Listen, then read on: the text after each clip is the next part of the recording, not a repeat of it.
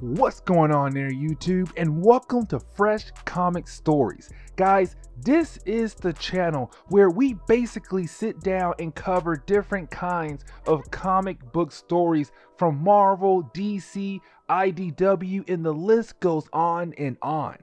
But guys, today we are going to jump back over to Ultimate Marvel and we are going to continue with our coverage over the Ultimate Marvel Universe reading order. And we are going to pick up with Ultimate Spider-Man Silver Sable storyline. Now, this storyline right here does introduce a bunch of new characters in the Ultimate Marvel Universe. But guys, this is a 5-part storyline that I honestly do like, but I feel like they could have done more with this. But anyways guys, I do hope you enjoyed this video, and if you do, please hit that like button down below and also subscribe for more comic book videos in the near future. Let's dive into Ultimate Spider-Man Silver Sable. To begin today's storyline, we pick up 1 month in the past, where you have the Wrecking Crew arriving to a Roxxon site that just got wrecked by a superhero in a supervillain battle. Now, this is a huge difference when it comes to the Wrecking Crew in Ultimate Marvel. In the main Marvel universe, they are basically Thor and Avenger villains. They just go around trying to fight different superheroes. But in the Ultimate Marvel universe, the Wrecking Crew goes around and repair places that has been wrecked by superhero beings fighting each other. When they arrive to the scene, they ask the man who works at this site for Roxxon what happened. He tells the Wrecking Crew how Spider-Man fought against Omega Red, another new character being introduced to us in the Ultimate Marvel Universe. Now, here's the big thing about Omega Red. Brian Michael Bendis, the writer of this book, used Omega Red as a throwaway character. He appears here to attack this Roxxon site for an unknown reason. He is literally here blowing the place up for the heck of it. I mean, he does give us a little hint that maybe someone had hired him to do this. Now, when it comes to Omega Red in the main Marvel universe, he is more of an X-Men villain, but also the fact he is a mutant, but he got in some upgrades from Russia that gave him some extra abilities. In the Ultimate Marvel universe, it is kind of hinted that his origin is exactly the same as his counterpart in the main Marvel universe. He is a mutant who got some upgrades from Russia. Only difference is he became a hired thug for people in this universe. But the fight is wrapped up in the first half of this first chapter. Now, while the Roxxon assistant is telling this story, we see that somebody is listening in on the conversation. This person is telling her boss, who is the owner of Roxxon, which is Donald Roxxon. But she is telling her boss that Spider-Man was involved in this Omega Red person as well. We're fighting at his site. But you have Donald Roxxon tell this mysterious person to bring in Spider-Man because apparently Spider-Man has been protecting different Roxxon sites over the last couple months, which means that Spider-Man must know who is trying to attack the Roxxon company. And so now this mysterious person must bring in Spider-Man for some questioning. Now, the next few pages is this mysterious person and her team watching over Spider-Man for 2 whole weeks, trying to figure out how to capture Spider-Man, how to bring him in for some questioning. Like, they follow him all over the city, trying to pinpoint where he actually goes. Who could this man be? How is he involved with Roxxon? Like, they study his movement, hoping to figure out who could this man be. Now, they were able to figure out that Spider-Man has some kind of connection to Midtown High. And so they wait for the right time to get the jump on Spider-Man to bring him in. Now, when it comes to the present day, they try their hand on grabbing Spider-Man. And so when Spider-Man arrives to school like he usually does, goes on the roof, hides somewhere to change, they move in and knock out Spider-Man while he just finished changing into his regular clothes. We then jump over to a random warehouse where this team of people have Peter Parker tied up to a chair. You then have our mysterious character be revealed to us, and we come to find out it is Silver Sable, and this is her Wolfpack team that she used to complete missions. But when they wake up Peter Parker, they come to find out it is not Peter Parker, aka Spider-Man. It is actually Flash Thompson instead. And they find out real quick that he is definitely not Spider-Man, and they just kidnapped a random kid from Midtown High. Now, when it comes to the second chapter of this story, we actually jump over to Peter Parker, who is still at Midtown High, but he is thinking about his new girlfriend, which is actually Kitty Pryde from the X-Men. Now, they began dating in Ultimate Spider-Man Annual #1. And we skipped that book because, well, it was not really needed, because it just tells us how the two of them came a couple, and that's really it. But while he is thinking about Kitty, he is confronted by Kong, who is the best friend of Flash Thompson. And he is just telling Peter is that basically Flash is missing and he is not answering his phone, which we all know why he is not answering his phone, because he was kidnapped by Silver Sable and her Wolfpack. We then jump over to Silver Sable, Flash Thompson, and the Wolfpack. And you have Sable and the Wolfpack kind of discuss the fact that they do not have Spider-Man and what they should do with Flash Thompson.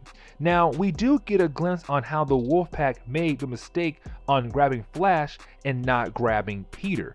We come to find out at the last second, Peter went in a different direction because he saw Flash and did not want to be seen. And so when he left, the Wolfpack only saw Flash instead and grabbed him. But when we jump back to the warehouse, you have the group trying to figure out what to do here with Flash Thompson. That is when you have Flash wait for the right moment to push all of them so he can escape out the side door. Of course, you have the Wolfpack try to go after him, but he gets away. But he was able to get away from the Wolfpack. Now we jump forward about a couple hours and we pick up with Silver Sable meeting up with Donald Roxon. Now he wants to call this all off because when he hired Silver Sable, he was told that she is somebody who could handle these things. She is supposed to be a professional when it comes to this kind of stuff. But when Flash got away, his family quickly told the media what happened about him being kidnapped because people thought he was Spider-Man. And Roxxon does not want this getting back to him. But you have Silver Sable say that she will be able to deliver Spider-Man. She is kind of begging him not to call it a quit just yet. Just give her some more time to figure out the next move here for them. Now we do jump to the next day, and this is a rough day for Peter Parker because when he gets there, all he sees is all these different news channels there asking the school questions like, does Spider-Man go to Midtown High? Because this is now another incident that says, hey, listen, Spider-Man could be here at Midtown High. It could be a teacher. It could be a student. Because guys, remember, ever since Peter has became Spider-Man multiple times, Midtown High has been involved in some kind of Spider-Man adventure. And so right now you have all these news channels asking, does Spider-Man go to Midtown High? Now, what makes the day even harder for Peter Parker is that now he can no longer escape school to go be Spider-Man, because now the school has a bunch of different security guards around the school to make sure every single person is okay, make sure that nobody else gets kidnapped. But then what makes the day even worse for Peter Parker is when Mary Jane walks up. And Mary Jane tells Peter that she now knows about him and Kitty Pryde dating because he did not tell her, but she saw him leaving school with Kitty Pryde, holding hands and being a couple, which tells her, oh my God, he dumped me for her. Now, to wrap up the second chapter, when Peter walks into school, he is stopped by a random security guard because now this school has random bag checks and they want to check Peter Parker's bag, the same bag that is holding his Spider-Man outfit. Now, luckily for Peter Parker, someone does come by and pretend to be Spider-Man, which makes security guards leave Peter Parker alone and deal with this person who is trying to be Spider-Man. Now, Peter Parker starts to panic because he knows if he stays here at the school, sooner or later, someone else is going to try to search his bag and they will find the Spider-Man outfit.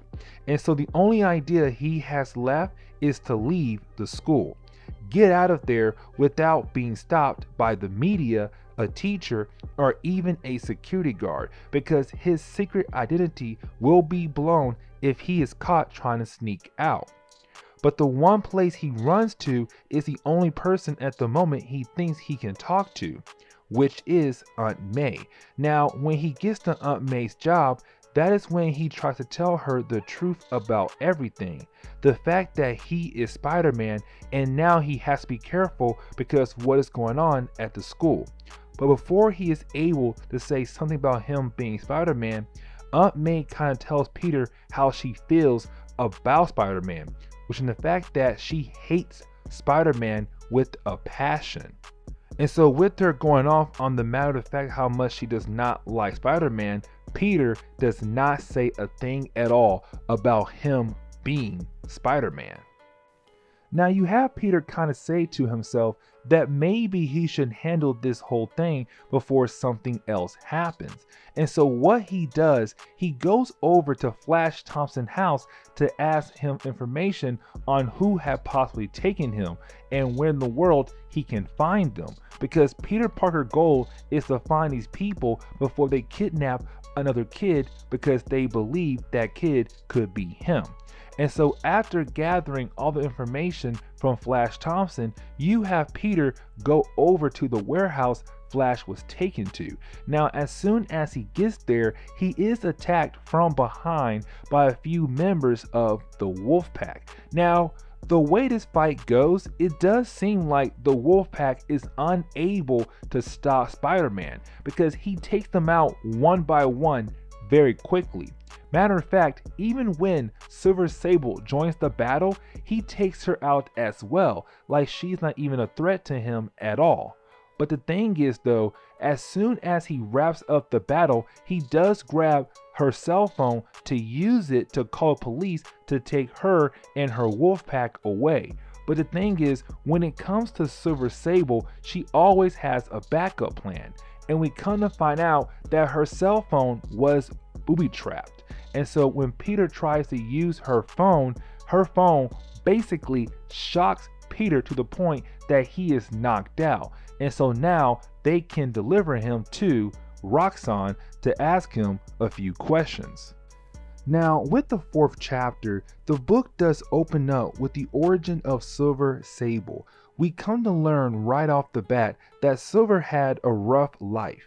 Dad was never home, Mom was drinking a lot and was mean to Silver. But to also throw out the fact that she was a troubling child. She would act out at school every day, and she grew up hating her father and her own mother as well. But when she hit her teenage years, that is when she got word of how her father wanted to talk to her. The reason why is because he was dying, and he wanted to see his daughter one more time. That is when we come to find out that her father would go around and try to capture war criminals around the world. That is why he has not been home all this time. But after he died, that is when she asked his friends to teach her everything they know about this life and help her to be just like her father.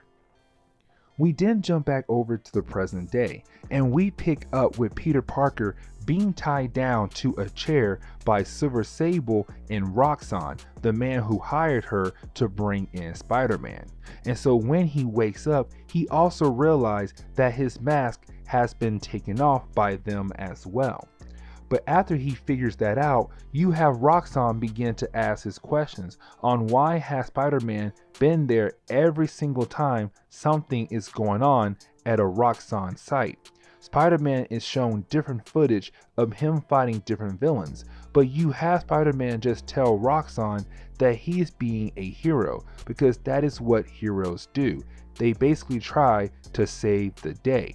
Now you have Silver Sable try to run Spider-Man Prince in the system to figure out what his real name is, but when she does that, of course, Spider-Man is protected by S.H.I.E.L.D. And so when they decided to run his Prince, S.H.I.E.L.D. got notification, and with that happening, you have Nick Fury tell his team to get a move out because now he knows somebody has Spider-Man. That is when we jump back to Roxxon's office, and you have Silver Sable and her team start to freak out because they realize that S.H.I.E.L.D. is able to track their location, which means they have to get the heck out of there because if they don't, well, S.H.I.E.L.D. will just arrest them. And so you have Silver Sable tell her team to start packing everything up and get ready to move, but also tell Roxxon that the deal is off because crap is about to go down very soon. But that is when you have a bomb go off from the outside, blowing up Roxxon's office, which helps Spider-Man break out from his chair and put on his mask, but he has to go save Roxxon from falling from his death.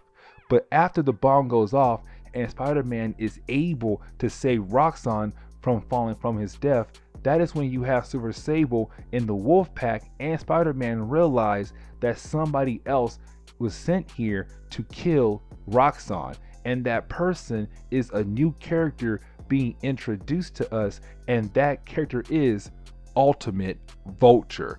This is the first appearance of Ultimate Vulture in the Ultimate Marvel Universe. When it comes to Vulture, he was one of Spider-Man's first villains. Shoot, he first appeared in the Amazing Spider-Man #2, which made him the early entry to Spider-Man's Rogue Gallery. But the big difference here is that the Vulture in that comic was Adrian Toomes, and he was the first Vulture. Because in the main Marvel Universe, you had about 4 different people take up the Vulture mantle. But in the Ultimate Marvel Universe, Adrian Toomes did not become the Vulture. Instead, you had Blackie Draco, which I really hope I pronounce his name correctly. But he became the first Vulture in the Ultimate Universe because Blackie Draco in the main Marvel Universe was the second Vulture after the first one had kind of retired a little bit. But the thing is, in the Ultimate Marvel Universe, Blackie Draco is actually the first Vulture. So the big question is though, where is Adrian Toomes in the Ultimate Marvel Universe? Now, while the fight is going on between Spider-Man and the Vulture, Roxxon gets a call on his cell phone from a mysterious man who apparently does not like Roxxon, that he was the one who sent Omega Red, Killer Strike, and now Vulture to attack all of these different Roxxon sites and try to kill Roxxon off as well. Because this man wants to kill off Roxxon. Now, we do not get to learn who the man on the phone is just yet, but you do have him tell Roxxon that he will never give up.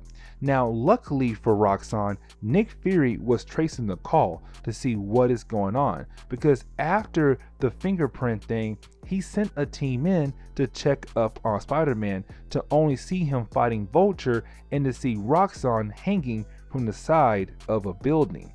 Now, you do have Spider-Man wrap up his battle with the Vulture very quickly and check up on everyone else to see what is going on, only to find out that Roxxon is gone, but also the fact that Silver Sable is gone as well. Now, you do have Iron Man and Nick Fury go to New Jersey to see what is going on with the person who was sending people to kill off Roxxon. That is when you have the two go to an unknown location and we get another new character introduced to us. And this is the ultimate tinkerer. But you have Nick Fury realize that this man has some crazy tech in this building that should be in the hands of S.H.I.E.L.D. But you also have Nick Fury tell Tinkerer that he knows why he was sending people to kill off Roxxon, because Roxxon fired Ultimate Tinkerer. And so to get his revenge, he hired Vulture, Killer Strike, and Omega Red to kill him off. And so you have Nick Fury tell Tinkerer he has two options here, which one, work for S.H.I.E.L.D., or he could be arrested and never be able to see the light of day ever again. And guys, that wraps up this storyline right here. And guys, I really do hope you enjoyed this storyline. And if you do, please hit that like button down below and also subscribe for more comic book videos in the near future. Also, any suggestions on books I should read, well, let me know in the comments below, because you never know, your suggestion could be a future video down the road. But guys, I will see you on the next comic book video. Later, guys.